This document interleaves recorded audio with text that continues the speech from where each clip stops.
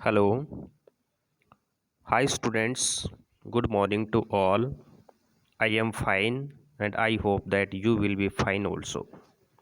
Today I am going to teach you the second part of the chapter named The Portrait of the Lady of class 12th. Students जैसे कि आपको पता है ये जो chapter है the portrait of A lady इस chapter का फर्स्ट पार्ट है उसको मैंने पहले टीच करवाया। शायद आपने इसकी स्टडी भी की होगी और इसकी स्टडी करने के बाद में इसका जो सेकंड पार्ट है उसको मैं जनरेट करता हूँ। तो ये है, let us start now. As the years rolled by we saw less of each other. जैसे जैसे वर्ष बीतते गए we saw less of each other, हमने एक दूसरे को कम देखा, हम एक दूसरे को कम देखते गए। यानी मैं और मेरी दादी माँ के बीच में जो रिलेशंस थे, जो फ्रेंडशिप थी, वो धीरे धीरे कम होती गई। For some time she continue to wake me up and get me ready for school. For some time, कुछ समय के लिए तो, she continue to wake me, वह मुझे लगातार सुबह जगाती रही, and get me ready for school, और वह मुझे विद्यालय के लिए तैयार करती थी। When I came back, she would ask me what the teacher had taught me. When I came back, जब मैं विद्यालय से घर आता, she would ask me what the teacher had taught me. तो वह मेरी दादी माँ मेरे से क्वेश्चन पूछती कि टीचर ने आपको विद्यालय में क्या पढ़ाया। अर्थात टीचर्स जो हमारे को विद्यालय में पढ़ाते थे उनके बारे में मेरी दादी माँ मेरे को पूछा करती थी। I would tell her English words and little things of Western science and learning. I would tell her English words. मैं उनको कुछ जो इंग्लिश वर्ड्स हैं, इंग्लिश के जो शब्द हैं, उनके बारे में दादी माँ को बताता।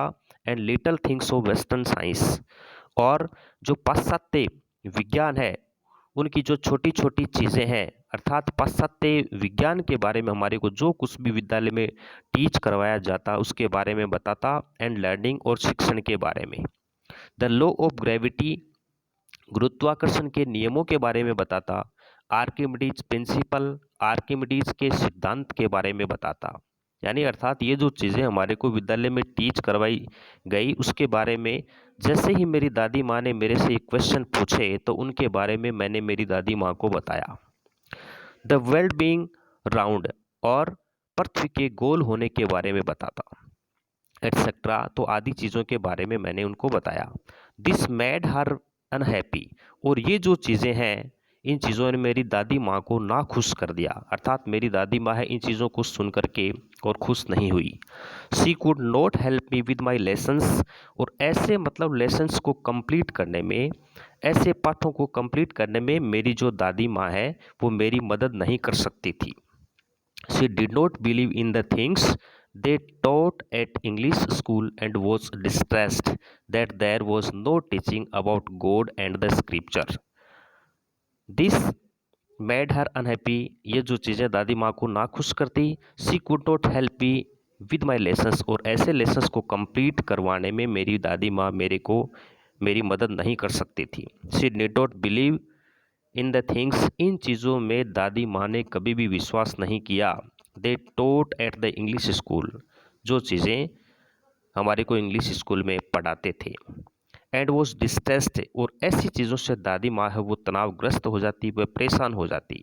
That there was no teaching about God and scriptures, क्योंकि विद्यालय में ईश्वर तथा धर्म ग्रंथों के बारे में वो टीचिंग नहीं करवाई जाती थी। अर्थात ईश्वर तथा धर्म ग्रंथों के बारे में हमारे को नहीं पढ़ाया जाता, जबकि वो इन चीज़ों को लाइक करती थी। वन डे आई अनाउंस्ड, एक दिन मैंने मेरी दादी माँ को बताया, that we were being given music lessons, कि हमारे को विद्यालय में संगीत के जो लेसन्स हैं, संगीत के जो पाठ हैं वो दिए गए थे। शी वॉज वेरी डिस्टर्ब्ड, तो ये बात सुनकर के दादी माँ और ही ज़्यादा परेशान हो गई, वह काफ़ी विवादित हो गई। To her music had lewd association, उनके लिए ये जो संगीत के पाठ देना ये क्या था, एक कामुकता के संगठनों से जुड़ा हुआ था। ल्यूड का मतलब होता है कामुक, तो टू हर म्यूजिक, उनके लिए ये जो संगीत हैं, यानी ये जो म्यूजिक लेसन्स हैं, ये उनके लिए क्या था कि लूड एसोसिएशन यानी कामुकता के संगठनों से ये चीज़ें जुड़ी हुई थी, इसलिए इन चीज़ों को डिसलाइक करती थी। It was the monopoly of harlots and beggars. It was the monopoly of harlots and beggars. Harlot का मतलब होता है प्रोस्टिट्यूट्स, वेश्याएं, एंड बेगर्स यानी भिखारी। तो इट वॉज द मोनोपोली यानी म्यूजिक लेसन्स पर हरलोट्स और बेगर्स का अर्थात प्रोस्टिट्यूट्स से वेश्याओं तथा भिखारियों का एकाधिकार होता है। And not meant for gentle folk, और ये जो चीज़ें यानी जन साधारण के लिए नहीं होती है, अर्थात इनका तात्पर्य ये था कि ये चीज़ें जन साधारण के लिए नहीं होती है। शी सैड नथिंग, उसने कुछ भी नहीं कहा, बट हर साइलेंस, परंतु उनकी चुप्पी का मतलब ये था डिसअप्रूवल, उनकी चुप्पी का मतलब ये था कि इन चीज़ों को उन्होंने स्वीकार नहीं किया।